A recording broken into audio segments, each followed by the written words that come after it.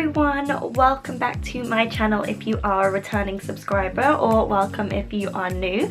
My name is Ellie and I recently completed Disney's Cultural Representative Program. This is basically a program where you get to live and work in Walt Disney World for a year. If you've been following along with the whole series, you'll be bored of hearing me say those words. Today I'm basically gonna be talking about the move from the UK over to the US. Last week I spoke about the general costs of the program, how much you should save, etc, etc. But today I'm going to be talking about the move. I have a lot of people ask me questions about finding friends and missing family from home, and I really felt like I should really group that all together in one video, so here goes.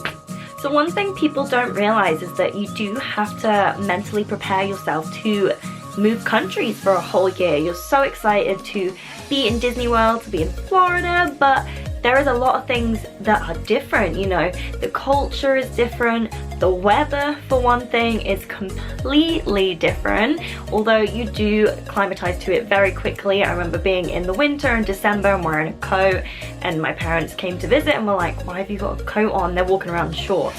So you do climatize to it, but obviously you're going to get sunburn, you're going to be dehydrated a lot, so that is something to bear in mind. The American culture is completely different to British culture. Not a bad thing, but that is definitely something to think about. No matter where you live in the world, the culture is going to be completely different. The food is going to be different as well, supermarket experience, shopping experience. But although all these things are different, that is the beauty of it. You are doing a cultural representative program, so you do get to experience a new culture as well as sharing your own with other people. So that is amazing. It's definitely not something to concern yourself with, but it's definitely something to think about, because you are going to be living in a different country that lives life completely different to how you're used to at home. Now, there is no easy way to say that being away from your family and friends for a whole year it's difficult. I can't beat around the bush. I can't tell you that it'll be easy. I can't tell you that it'll be fine, but it's really difficult. There is obviously a 5-hour time difference from Florida to the UK, so that makes things extremely difficult as well. I know that I text my mom as soon as I wake up. For me, that'd be like, what, 9 a.m, 10 a.m? It's nearly 2-3 p.m. for her. Half her day is pretty much over. But what I would do is I would be in contact with my friends and family as often as I could. I would text my parents every day. If I was doing something, let's say I was in the park or on vacation, I would always send them pictures of what I was doing. We'd try and FaceTime maybe once every week, once every couple of weeks. If I was working in the afternoon, I'd usually FaceTime my mum whilst I was doing other stuff, so maybe cooking. Even if it's just 20 minutes, it's so nice to have that contact with them.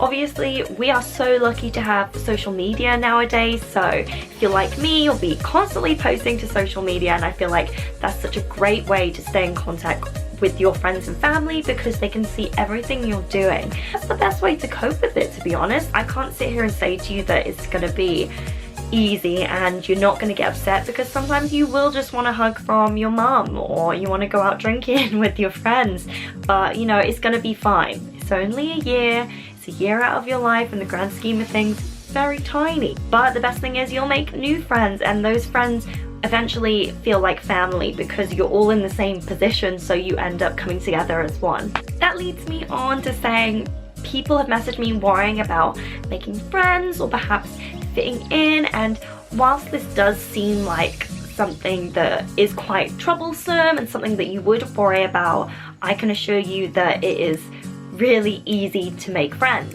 You obviously have an arrival date where you'll have people from the UK, so you'll all be in the same boat. You'll all not have friends. You'll all want to make friends and fit in and make the best out of your program. So what I did at the start of my program was I hung out with my arrival group quite a lot, because we hadn't really had a chance to make other friends yet. In the workplace, you will make friends of different people and you will have fun. Although it is work, you will have fun. I can't say that you won't. Making friends is super easy. A lot of people make friends with their roommates and hang out with their roommates. You could be one of those lucky people that is in an 8-person apartment, so there's 7 people you could make friends with. So there's definitely a lot of social opportunities, even in the UK pavilion, where you can make lots of friends, so I definitely wouldn't let yourself worry about that. Another thing you have to prepare yourself for is that you are going to be living with other people. So if, like me, you've grown up in a family home where you've never had to share a bedroom before, it can be quite difficult to transition into not only sharing an apartment but sharing your like room space as well. I've said it a million times, I was in a 3-person 1-bedroom apartment, so we not only had to share a tiny bathroom, a kitchen space, we had to share a bedroom, a wardrobe. This is difficult because we all worked in the World Showcase, so a lot of the time we were all trying to get ready for work at the same time, and we had all different cultures.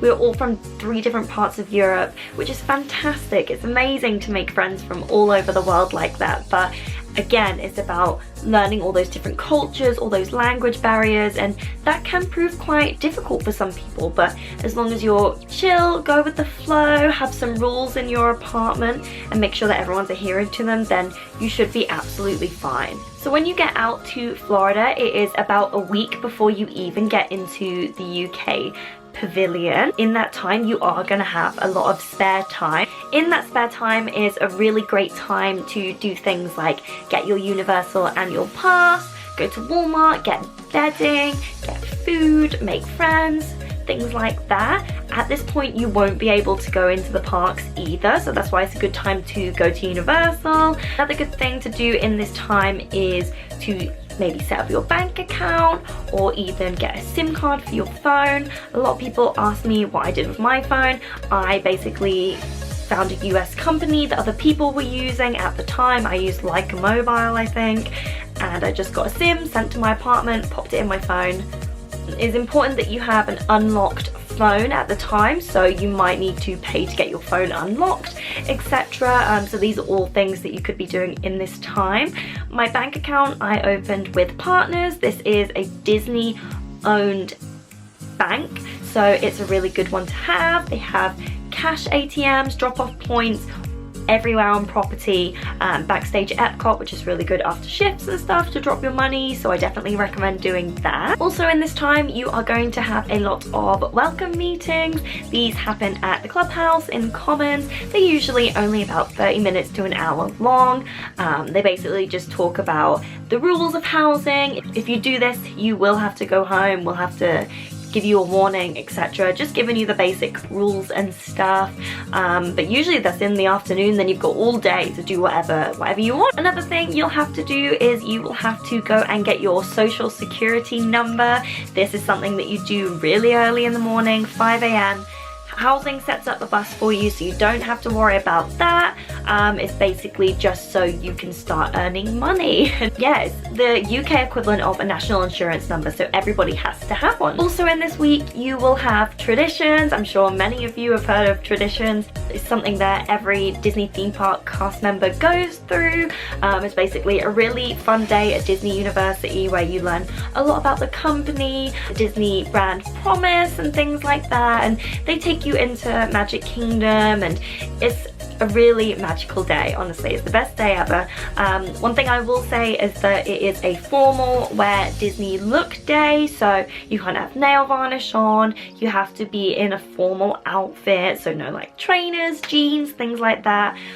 So definitely make sure you pack one outfit for that. And then the final thing that you do before you even get into the pavilion is going to be a day called Discovery Day. It's basically a day where you'll meet a couple of people from the pavilion. They will show you around. You'll get to get your costume, you'll get a locker, you'll go around Epcot a little bit and have like a little tour of Epcot, go around the World Showcase. Discovery Day is just as fun as traditions really, because you get to go in your home park and yeah, they just show you around and it's just super magical. That's all I'm gonna say. I don't want to give too much away.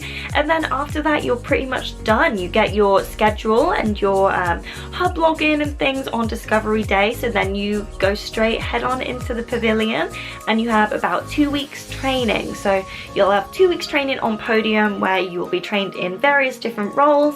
You'll have a trainer with you at all times, and then they sign off when they think that you are able to do the job by yourself. But the best thing is there's always people around to ask questions. You can always ask someone for help. Like, there's no need to be concerned because there will always be someone there to help you. And that's one of the best things about Disney. They have so many fantastic trainers that you will never be alone, you'll never be struggling, because there's always someone to help you out.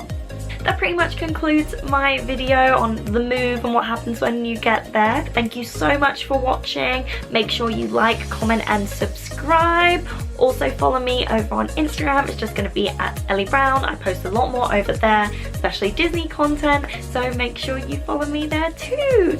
See you next time.